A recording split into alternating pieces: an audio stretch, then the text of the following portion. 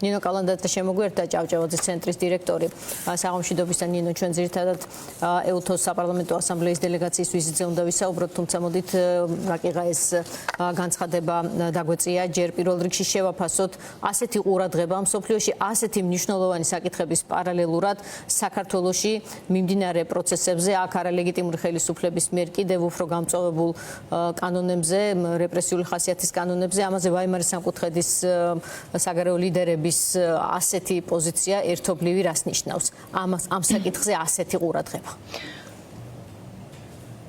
საღამოშიდობის ნინო მივესალმებით თქვენს მაყურებელს. ჩვენ არავითარ შემთხვევაში არც ერთი გადაწყვეტილება, რომელიც ახლა დასავლეთში მიიღება, არ უნდა განვიხილოთ განყენებულად იმ დიდი გეოპოლიტიკური გადაწყვეტილებებისგან, რომელიც მიიღება და რომელიც ცვლის ფუნდამენტურად სამომავლო რეალობას, ძალიან ბევრი ქვეყნის ცვლის დასავლურ პოლიტიკას სხვადასხვა სახელმწიფოსთან მიმართებით, განსაკუთრებით რეგიონთან მიმართებით, რუსეთ-უკრაინის ომმა მთლიანად შეცვალა სურათი, დამოკიდებულება და პოლიტიკის წარმოება დასავლეთში და შესაბამისად საქართველოსაც განიხილავენ სწორედ ამ კონტექსტში ის, რომ საქართველო მიიღო კანდიდატის სტატუსი მიუხედავად იმისა, რომ მას უკვე ყავდა რეპრესიული ხელისუფლება, რომელსაც რეჟიმად მოიხსენიებდა დასავლეთი, მიუხედავად იმისა, რომ პრინციპში საქართველო დღეს არც ერთ კრიტერიუმს არ აკმაყოფილებს საიმისოდ, რომ ასოცირების პროცესში მოიაზრებოდეს, მან მიიღო კანდიდატის სტატუსი, მიუხედავად იმისა, რომ სომხეთსა და აზერბაიჯანში აბსოლუტურად განსხვავებული რეალობა იყო სულ რამდენიმე თვის უკან და ახლა მიმდინარეობს გადაწყვეტილებების გადახედვა და მათი დაახლოების პროცესი, რასაკვირველია საქართველოსთან მიღებული ყველა გადაწყვეტილება და საქართველოს მიმართ გაჟღერებული ყველა განცხადება არის აი ამ დიდი კონტექსტის ნაწილი. საქართველო არის უმნიშვნელოვანესი ნაწილი, როგორც გეოგრაფიულად, ისე პოლიტიკურად ევროპული უსაფრთხოებისთვის. ეს არის საკითხი, რომელიც ამ ფორმით საერთოდ არ იდგა. აი, როდესაც ივანიშვილი მეუბნებოდა, რომ საქართველოს როლის მინიმიზება უნდა მოხდეს, ფაქტობრივად ასეთი იყო მისი სულ პირველი განაცხადიც, ხომ, რომ არავის ზედმეტად არ შეუშალოს ხელი რამე საკითხებში. მიუხედავად აი 13 წლიანი აი ამ კონკრეტული პოლიტიკისა მე-14 წელია, ხომ, გამოდის, რომ მაინც საქართველოს განეიტრალება როგორც ფაქტორის ასე მთლიანად ვერ მიაძინეს. მაინც ახსოვთ ის პარტნიორებს და მაინც რჩება საქართველოს აქტუალური მათთვის. კი, არა მხოლოდ რჩება აქტუალური, არამედ საქართველოს უფრო მეტი აქტუალობა შეიძინა ბოლო წლების განმავლობაში, განსაკუთრებით რუსეთის უკრაინაში შეჭრის შემდეგ და სწორედ ამის ხოს ვცდილობდი, რომ ჩვენ თუ წლების მანძილზე იმის მტკიცება გვჭირდებოდა, რომ საქართველოს არის მნიშვნელოვანი რგოლი ევროპული უსაფრთხოებისთვის და რომ საქართველოს ევროპაში და ევროპულ სტრუქტურებში ეკონომიკურად და პოლიტიკურად მიიღოს არა მხოლოდ ჩვენი სუბიექტური განწყობისა თუ мотивაციიდან გამომდინარე, არამედ რომ ეს არის პირველ რიგში მნიშვნელოვანი სწორედ ევროპული უსაფრთხოებისთვის და ამას მაინც და მაინც ბევრი ამ ფორმით არ იზიარებდა ევროპაში და მოიაზრებოდა, რომ ჩვენ უფრო მეტად აქტიურობთ, ვიდრე ამის რესურსი გაგვაჩნია. დღეს ეს რეალობა არის სწორედ შემოტრიალებული და საბედნიეროდ კი ვერ მოახერხა ივანიშვილმა, რომ საქართველო გადაექცია პატარა სოფლად, რაც იყო მისი გეგმა, იმიტომ რომ პატარა სოფლის კონცეფცია და პრინციპი ეფუძნებოდა სწორედ იმ პრაგმატულ პოზიციას, რომ საქართველოს საბოლოო ჯამში აღმოჩენილიყო ევროპისგან შორს და რუსულ ორბიტაზე, რომ საქართველოს დამოუკიდებლად ფუნქციონირების, იზოლაციაში ფუნქციონირების რესურსი არ გააჩნია. თუ ის არის პატარა სოფელი და მოწყვეტილია შესაბამისად გლობალურ ეკონომიკებს, მაშინ ის არის ავტომატურად რუსეთის სამიზნე და რუსეთის ორბიტა და ეს იყო იმ თავითვე ივანიშვილის ამოცანა, რაც საბედნიეროდ, როგორც თქვენ ბრძანეთ, მან ვერ მოახერხა და ვერ მოახერხა პირველ რიგში აი ამ განსაკუთრებული ცვლილებების გამო, რის გამოც საქართველოს მთლიანად არა მხოლოდ როგორც გეოგრაფიული ერთეული, არამედ საქართველოში მიმდინარე პოლიტიკური, სამოქალაქო პროცესები, ადამიანის უფლებების ხელყოფა, რა ტიპის მმართველობა ჩამოყალიბდება საქართველოში, გახდა ერთ-ერთი მნიშვნელოვანი თემა ევროპელი მოთამაშეების. მიუხედავად იმისა, რომ ისინი ხედავენ, რომ ძალიან რთულია უკვე ჩაბეტონებულ ავტორიტარიზმთან ეფექტური კომუნიკაციის წარმართვა, მიუხედავად ამისა, ისინი საქართველოს თემას დღის წესრიგიდან არიღებენ და ეხმაურებიან მათ შორის აი ყოველ ასეთ რაღაც მათი გადმოსახედიდან არალეგიტიმური ერთეულის მიერ მიღებულ ცვლილებებსაც კი, რომელსაც ისინი თვლიან საჭიროდ, რომ უნდა გამოეხმაურონ, უნდა დაგმონ და საქართველოს მოსახლეობისკენ მიმართონ თავიანთი ყურადღება და უთხრან მათ, რომ ევროკავშირი არის მათ გვერდით. ეს არის ამ ეტაპისთვის მათი შესაძლებლობების, რა ვიცი, ამ წუთას ძალიან მაღალი თამასა. აი, როგორც თქვენ თქვით, იმიტომ რომ უამრავი გამოწვევაა ევროპაში, როგორც ცალკეულ სახელმწიფოებში, ისე ევროკავშირისთვის ძალიან დიდი გამოწვევა რეგიონში და ის რომ საქართველო რჩება მათ დღის წესრიგში ნიშნავს იმას, რომ იბრძოლას, რომელიც საქართველოში მიმდინარეობს განსაკუთრებით აქტიურად ბოლო 2 წლის განმავლობაში, აუცილებლად უნდა ქონდეს კეთილი დასასრული. ნინო, ჩვენ ახლა ზუსტად აი კონტექსტუალურად შეგვიძლია გადავერთოთ EUTOS საპარლამენტო ასამბლეის დელეგაციის და მისი თავმჯდომარის ვიზიტზე საქართველოში, რომელიც ყველა შეხვდა ფაქტობრივად ყველა აქტორს, ვინც არსებობს ლეგიტიმური თუ არალეგიტიმური ხელისუფლებაში არსებული ძალა თუ უმაღლესი თანამდებობის პირების სახით თუ ოპოზიციური პარტიები ცალ-ცალკე. და იყო რამდენიმე მნიშვნელოვანი გზავნილი. აქ ითქვა პირველ რიგში, რა თქმა უნდა, ის რომ დაიგმო ძალადობა, ითქვა რომ პოლიტპატიმრები უნდა გათავისუფლდნენ, ითქვა ისიც რომ მათ არ მიეცათ შესაძლებლობა ციხეში მოენახულებინათ ამ სტატუსის მქონე ადამიანები, მათ შორის მზია ამაღლობელი, თუმცა ითქვა რამდენიმე საინტერესო საკითხის შესახებაც, ეს იყო დიალოგი. დიალოგი, რომლის კონტექსტშიც გუში ნიკა გვარამიამ როგორც ჩანს ამის გამო თქვა ის ფრაზა რომ შარლ მიშელი 2 არ იქნება. ხომ არ მიდის ახლა უკვე ოპოზიციასთან საერთაშორისო აქტორების ჩართულობით რაღაცა ტიპის ურთიერთობა, როდესაც შეიძლება ივანიშვილი ადგენდეს თამაშის წესებს, როგორც ეს მოხდა არაერთხელ და საერთაშორისო აქტორების გავლით ოპოზიცია შეეთავაზოს რაღაც ტიპის კომპრომისებზე წასვლა, რაღაცა მინიმალური სანაცვლო ფაქტორების საპირწონეთ. აი, როგორ აღიქვით თქვენ ეს ვიზიტი და მისი ერთ-ერთი განსხვავებული გზავნილი, იმიტომ რომ დიალოგზე დიდი ხანია არავის უსაუბრი, აქვე იყო საუბარი, რომ ჩვენო ვისაუბრეთ ბოიკოტზეცო. ანუ ესეც იყო განხილვის საკითხი. ნინო, შევეცდები რამდენიმე ასპექტიდან თუ კუთხიდან შევეხო ამ საკითხს. პირველ რიგში მე მოცემული რეალობიდან გამომდინარე, იმ განწყობებიდან გამომდინარე, რომელსაც დასავლეთი პრაქტიკულად ყოველთვიურად ზომავს, ძნელად წარმომიდგენია, რომ აქ სუფთა წყლის პოლიტიკური დიალოგი იგულისხმებოდეს რეჟიმთან, რომელსაც ლეგიტიმაციას თავად დასავლეთი არ ანიჭებს. ამიტომ ცხადია, რომ შარლ მიშელი 2 ბუნებრივად ვერ განხორციელდება და ასეთი გზავნილი დასავლეთიდან არც უნდა წამოვიდეს, იმიტომ რომ ამის საზოგადოებრივი არათუ დაკვეთა არ არსებობს, არამედ აშკარაა, რომ ეს იქნებოდა აბსოლუტურად ეროვნული განწყობის წინააღმდეგ მიმართული გადაწყვეტილება. ამ შემთხვევაში მე ვფიქრობ, რომ EUTOS ალბათ ახლა უნდა შევხედოთ, ამ ვიზიტს უნდა შევხედოთ როგორც ტექნიკურ, არ ვიცი, მცდელობას იმისა, რომ აღდგეს არა დიალოგი, არამედ მოინახოს გამოსავალი, როგორ შეიძლება მივიდეთ და საბოლოო ჯამში EUTOS ამოცანაც ამ შემთხვევაში ეს იქნება, როგორ შეიძლება მივიდეთ ჩვენ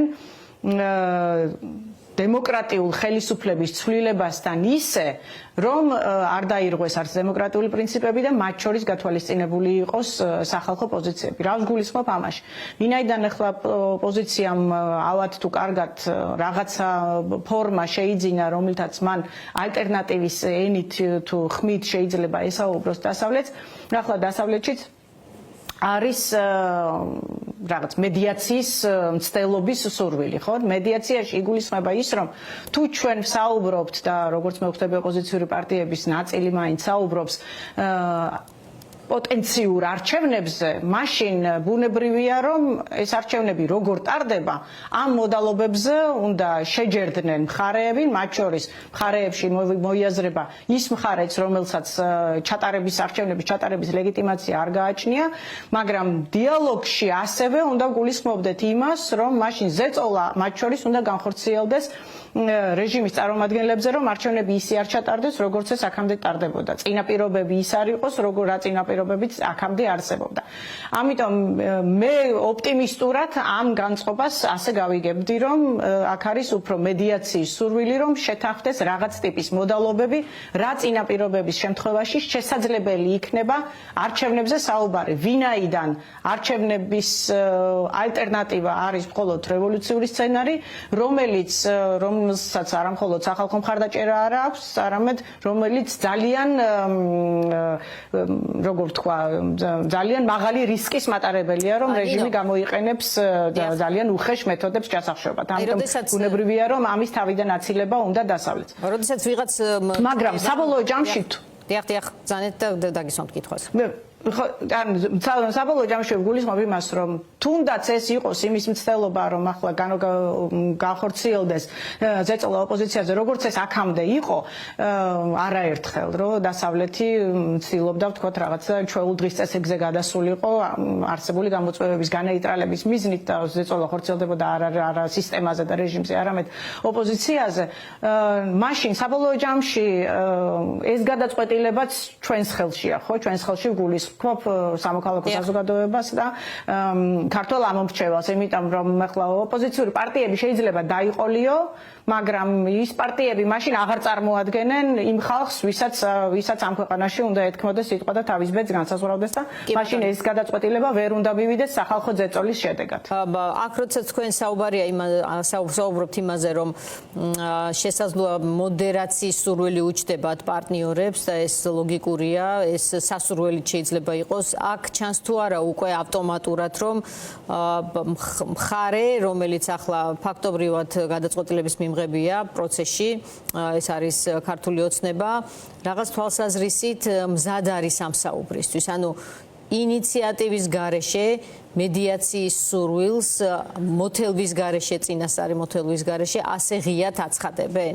ანუ ხომ არა არჩევს თვითონ ოცნება მედიატორებს პროცესისთვის ისე რომ ამას ახლა პირდაპირ კომუნიკაციის რეჟიმში არ ამბობს, მაგრამ ხედავს რომ ამაში არის რაღაცა ტიპის გამოსავალი და ესეც უნდა იყოს ახლა პროცესში უკვე დადგა ამისი დრო. ნინო, ჩემი აზრით აქ ასე თუ არის, რომ ოცნებას და მე ამ ეტაპზე ყოველ შემთხვევაში არსებული ინფორმაციით გარდა იმისა, რომ ვთქვათ, წარმომადგენლებს დელეგაციას ხვდებიან, მაინც და მაინც მათი მხრიდან დიდი მზაობა მე ჯერ ვერცად ვერ ამოვიკითხე, რომ რაიმე ფორმით დიალოგზე მზად არიან, მაგრამ ერთადერთი რითიც აი ამ განწყობას გავამართლებდი არის ის, რომ არსებულმა სასანქციო რეჟიმმა მათზე გარკვეული ტიპის ზეწოლა განახორციელა საიმისოთ, რომ ისინი უბრალოდ აიძულა, რომ მინიმალურ დათმობაზე წავიდნენ და მინიმალური დათმობა ამ შემთხვევაში არის, რომ რაღაცნაირად თავი მოიკატუნონ, რომ დიალოგისთვის მზად არიან. რატომ? იმიტომ რომ ეს რეჟიმი მათთვისაც საბოლოო ჯამში ამ ეტაპზე მაინც მომგებიანია, ეს მათ აძლევს დროს, ეს მათ აძლევს შესაძლებლობას, რომ კონსტრუქციულ ფორმაში გადაიყვანონ ის პოლიტიკური კრიზისი, რომლის წინაშეც ისინი დღეს არიან და მათ მიეცეთ შესაძლებლობა მართლაც დასხდნენ რაღაც ტიპის მოლაპარაკების მაგიდასთან, მათ მიეცეთ ამ მაინც რაღაც ტიპის ლეგიტიმაცია დესტრუქციული ძალა გამოკვეთონ ახლა ოპოზიცია და რომ არ ცდილობენ ჩიხიდან გამოსავალის მოძებნას. კი ბატონო, რა თქმა უნდა, რომელმა როგორი ტიპის არმცოდნემ უნდა ითაოს მედიაციის საკითხი სიტუაციის, რომ ახლა რომ ვინმე ოპოზიციას დააბრალოს, რომ ჩიქში შესვლა სურს და შეუძლია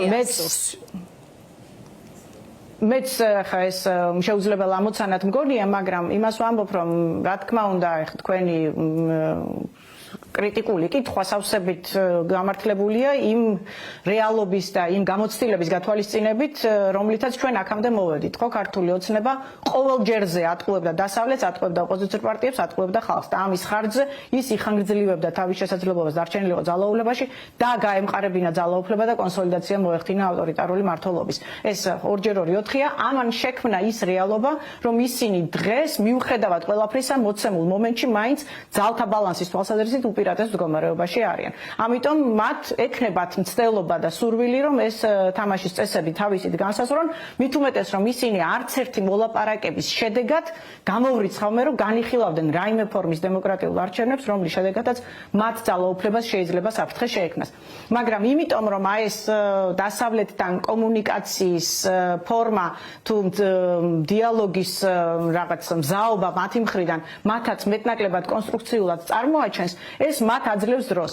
ამავდროულად ჩვენ მაინც უნდა ვიფიქროთ იმაზე, რომ შესაძლოა ეს იყოს ჩვენთვისაც კარგი გამოსავალი და კარგი შანსი საიმისოდ, რომ საბოლოო ჯამში არ ვიცი, ალბათ ჩვენ ვაიძულოთ დასავლეთს, რომ მათ შესაბამისი ზეწოლა განახორციელონ სისტემაზე, რომ ფუნდამენტურად შეიცვალოს წინასაარჩევნო პირობები, იმიტომ რომ თუ ჩვენ არჩევნებზე ვსაუბრობთ და ამ არჩევნებზე საუბარი უკვე იმთავითვე არაპოპულარულია, იმიტომ რომ ხალხს არანაირი ნდობა არ აქვს არჩევნების მიმართ, ხო?